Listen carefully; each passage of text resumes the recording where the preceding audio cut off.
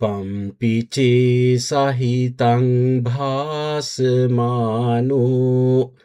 ධම්මස්ස හෝති අනුධම්මචාරී රාගංච දෝසංච පහාය මෝහං සම්මප්පජානෝ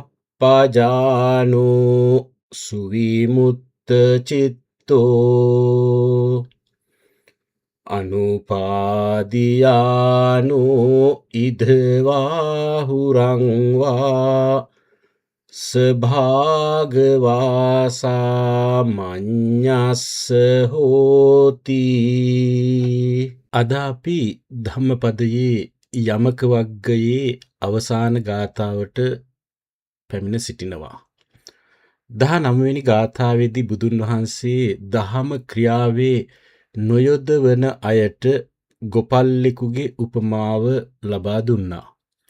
නමුත් 20 වෙනි ගාථාවෙන් උන්වහන්සේ දේශනා කරන්නේ ඊටාම උතුම් දෙයක්.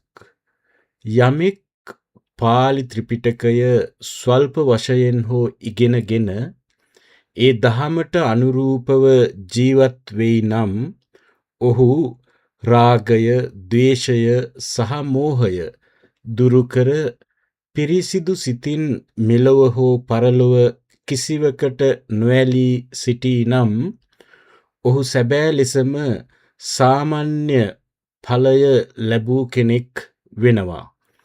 පොතපතේ දහම ඉගෙන ගැනීම පමණක් නොව එය තමාගේ ජීවිතයට සම්බන්ධ කරගෙන කෙලෙස් දුරු කිරීමයි මෙහිදී මූලික වෙන්නේ. මේ තමයි යමක වග්ගයේ අවසාන පණිවිඩය.